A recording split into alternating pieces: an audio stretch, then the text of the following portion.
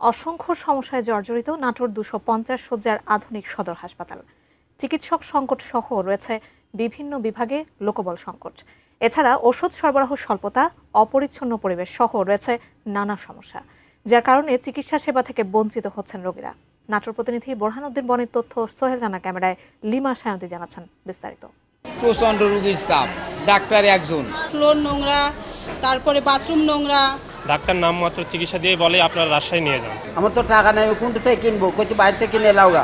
যদি বলে একটা গ্যাসের ওষুধ দেন, সেটা তো রোগী দিতে চায় না, বলে বাইরে থেকে কিনে নিয়ে আসেন।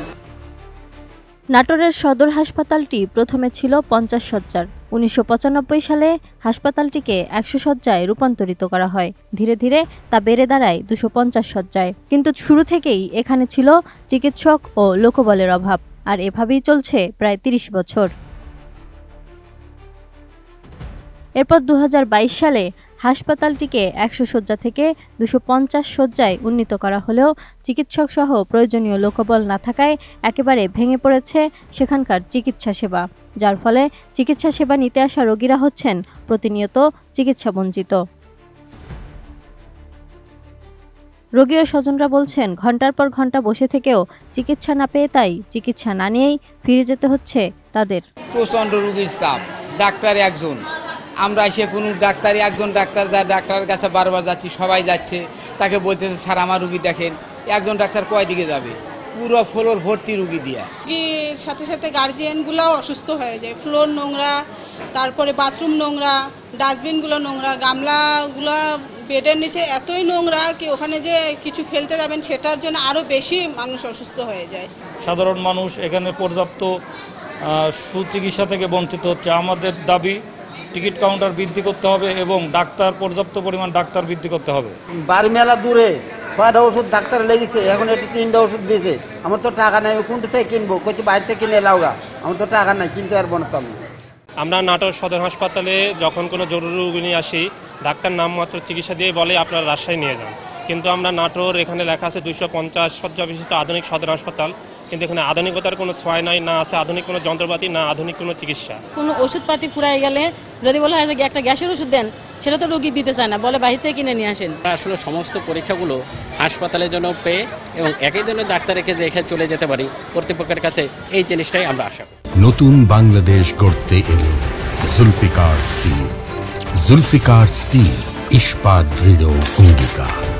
বিষয়টি নিয়ে কর্তৃপক্ষ বলছেন, হাসপাতালটিতে যে জনবল প্রয়োজন তার অর্ধেকও না থাকায় তারা সঠিক চিকিৎসা সেবা সহ অন্যান্য সুবিধা দিতে পারছেন না রোগীদের। এ ব্যাপারে নাটোরের আধুনিক সদর হাসপাতালে দায়িত্বরত শিশু বিশেষজ্ঞ জানান, নাটোর সদর হাসপাতাল 100 শয্যা হিসেবে আগে যে ডাক্তার ও জনবল ছিল তা থেকে 250 শয্যায় উন্নীত হলেও জনবল নিয়োগ হয়নি, আর তাই ইনডোর ও আউটডোরে প্রচুর রোগী ভর্তি থাকলেও সীমিত লোকবল নিয়েই সেবা প্রদান করতে হচ্ছে।